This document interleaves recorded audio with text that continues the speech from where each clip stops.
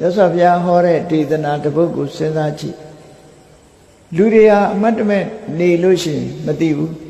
ဒါကြောင့်မို့စဉ်းစားအချက်နဲ့ချက်ကိုစဉ်းစားငါဟာဒီကနေ့လူဖြစ်နေတယ်အသိဉာဏ်ရှိတဲ့လူသားတစ်ယောက်ဖြစ်နေတယ်ဆင်ញင်သုံးသပ်ကြည့်ငါဟာငါလွတ်ရကြောင်းငါကိုရန်သူများဖြစ်နေသလားသို့မဟုတ်ငါဟာငါဘဝကိုအကျိုးပြုတဲ့ငါရဲ့မိတ်ဆွေဖြစ်သလားဒီနေရာမှာရန်သူဆိုတာပျက်စီးအောင်လုပ်တာမှန်တယ်များရန်သူအကျိုးပြုတာကမိတ်ဆွေတချို့ပုဂ္ဂိုလ်တွေဟာကိုယ့်ကိုပျက်စီးအောင်လုပ်တာတချို့ပုဂ္ဂိုလ်တွေကကိုယ့်ကိုကြီးပွားအောင်လုပ်တာ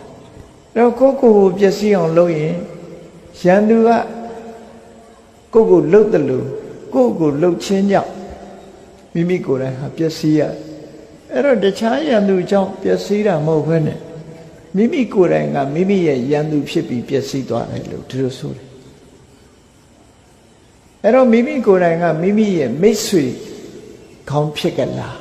သူများတွေမိတ်ဆွေကိုယ့်ရဲ့မိတ်ဆွေဟုတ်တာမဟုတ်တာအသာထားကိုယ်တိုင်ကကိုယ့်ရဲ့မိတ်ဆွေဖြစ်လားကိုယ်တိုင်ဟာကိုယ့်ရဲ့ရန်သူများဖြစ်နေမလားဆိုတာအလေးနဲ့ထားစဉ်းစားကြည့်။ဒါမှအပြင်ပြောမယ်ဆိုရင်ကိုယ်ဟာကိုယ့်ရဲ့ရန်သူဖြစ်ပါမလားလို့ပြောကောင်းပြောလိုက်။ကိုယ်ဟာကိုယ့်ရဲ့မိတ်ဆွေပဲလို့ဒီလိုထင်ကောင်းထင်လိုက်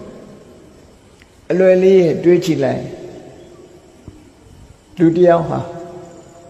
ကြီးပွားတိုးတက်ခြင်းတယ်။ဒါပေမဲ့လို့အယက်သေးစာမူရဲ့စေဝါတွေ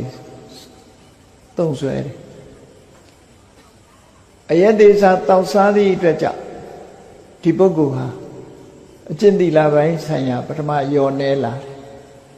နောက်ပိုင်းရောက်တဲ့အခါကျမ်းမာရေးတွေထိခိုက်လာတယ်အသုံးဖြုံးတွေများလာပြီးကျမ်းမာရေးထိခိုက်တယ်စီးပွားရေးထိခိုက်လာတယ်နောက်ဆုံးမှာအယက်ကြောင့်